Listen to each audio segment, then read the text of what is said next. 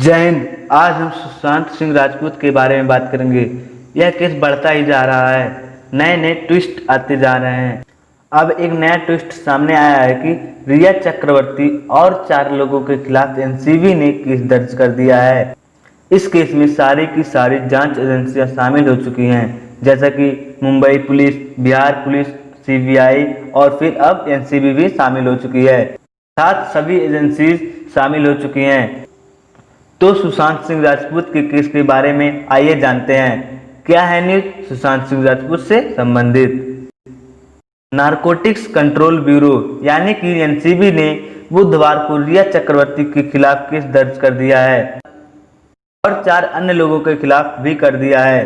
उनका नाम मैं वीडियो के अंत में बताऊंगा, इसलिए आप लोग वीडियो को बिना स्किप किए हुए लास्ट तक जरूर देखें। देखिए, वेडनेसडे को केस दर्ज किया गया है। एक्चुअली में ट्यूसडे को ईडी ने एनसीबी से रिक्वेस्ट किया है। इसको तो मैं अभी बाद में बताऊंगा, पहले आप लोग शुरू से इसके बारे में किस्सा जान लीजिए। जैसा कि आप लोग जानते ही हैं कि रिया चक्रवर्ती और एक्टर सुशांत सिंह राजपूत गर्लफ्रेंड व बॉयफ्रेंड थे। सुशांत सिंह राजपूत बहुत ही प्रसिद्ध व अच्छे एक्टर हैं और रिया चक्रवर्ती एक मॉडल हैं और एक आर्मी अफसर की बेटी भी हैं। 2019 में एक पार्टी में दोनों लोगों की मुलाकात हुई थी और उसके बाद इनकी बात आगे बढ़ जाने से दोनों एक दूसरे के काफी करीब आ गए और 2019 में दिसंबर में दोनों एक साथ रहने भी लगे। 8 जून 2020 को रिया चक्रवर्ती उनके घर से चली गईं और उनके जाने के 6वें दिन यानी कि 14 जून को सुशांत सिंह राजपूत अपने फ्लैट में मृत पाए गए। इसके बाद काफ़ी सारी बातें होने लगी। कुछ लोग कहने लगे कि यह सुसाइड नहीं है, और सुसाइड है तो किया क्यों, आखिर किस वजह से किया, अर्थात इन्वेस्टिगेशन की मांग होने लगी। और 25 जुलाई को सुशांत सिंह राजपूत के पिता के सिंह ने रिया चक्रवर्ती और 4 और लोगों के खिलाफ पटना में एफआईआर दर्ज कर दिया और फिर सुशांत सिंह राजपूत के अकाउंट से 15 करोड़ रुपए भी खो गए और इस पर भी सुशांत सिंह राजपूत के पिता ने एफआईआर दर्ज करवा दिए और ईडी ने भी 31 जुलाई को एफआईआर दर्ज करवा ली। इसके बाद फिर बिहार से पुलिस ऑफिसर मुंबई गए और विनय तिवारी जी को क्वारंटीन कर दिया गया, जो कि पटना के एसपी थे। वे जैसे ही मुंबई पहुंचते हैं उनको क्वारंटीन कर दिया जाता है। फिर बिहार पुलिस उन पर आरोप लगाता है कि मुंबई पुलिस मुझे सबूत नहीं दे रही है और ना ही मुझे कोई काम करने दे रही है। वहां पर बात ये रहती है कि रिया चक्रवर्ती ने सुप्रीम कोर्ट में प्री डाल दी थी कि केस को बिहार से मुंबई शिफ्ट कर दिया जाए, लेकिन इसको तो खारिज कर दिया जाता है और इसी बीच सीबीआई की भी मांग होने लगती है। केंद्र सरकार तो हरी झंडी दिखा देती है, सीबीआई जांच होनी चाहिए, लेकिन अब सीबीआई को स्टेट से परमिशन लेनी पड़ती है और महाराष्ट्र सरकार इसमें कुछ ज़्यादा इंटरेस्ट नहीं दिखा रही थी।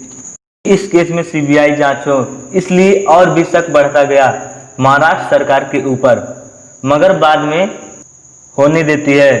सीबीआई सबसे पूछताछ कर रही थी कि इसी बीच बुधवार को रिया चक्रवर्ती के भाई शोभित चक्रवर्ती तथा उसके दोस्तों के खिलाफ narcotics, drugs and psychotropic substance अधिनियम के तहत धारा 20, 22, 27 और 29 के तहत इन 5 के खिलाफ एफआईआर दर्ज कर लिया जाएगा।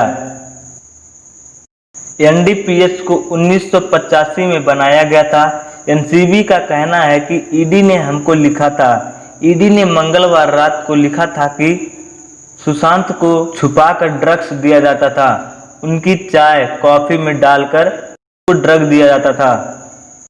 अगर वो यानी कि रिया सुशांत की मानसिक स्थिति को नियंत्रित करने के लिए उनको ड्रग दे रही थी तो एक गंभीर अपराध है। इसी वजह से आज उनकी जान गई है। अब एनसीबी की डायरेक्टर राकेश अस्थाना उन्होंने एक कंफर्म किया कि हमने एफआईआर दर्ज कर लिया है। अब हम इंक्वायरी लगातार करेंगे और हम देखेंगे कि कौन कौन इसमें शामिल है। वैसे तो जिनके खिलाफ एफआईआर दर्ज हुआ है वे रेडार में है और उनसे लगातार पूछताछ जारी है। अब सतीश मनी शिंदे जो कि रिया चक्रवर्ती के वकील हैं, वे इस बात को नहीं मान रहे हैं कि उनका कहना है कि अभी तक जितनी भी जांच एजेंसियां इसको देख रही हैं, ईडी हुआ, एनसीबी हुआ, रिया चक्रवर्ती के खिलाफ कुछ भी नहीं मिला है। रिया चक्रवर्ती ब्लड टेस्ट करवाने के लिए भी तैयार हैं। मीडिया रिपोर्ट्स ना बनाए, ये सब उनके वकील का कहना था।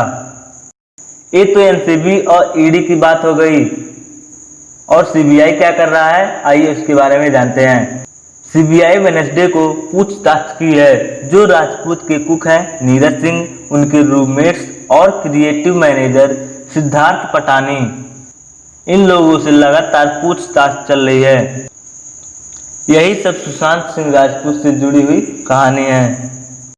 बीच में एक व्हाट्सएप चैट भी वायरल हुआ था, जो महेश भट्ट व रिया चक्रवर्ती के बीच बातचीत हुआ था।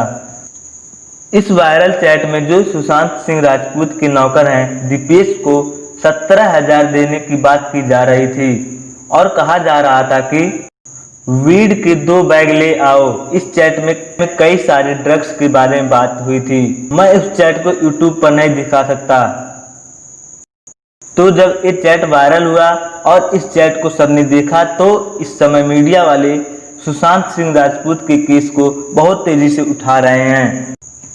तब सुशांत सिंह राजपूत की बहन श्वेता सिंह ने कहा कि इसकी तुरंत जांच की जाए, और उन्होंने ट्विटर पर भी बोला कि सीबीआई रिया चक्रवर्ती के खिलाफ एक्शन लें।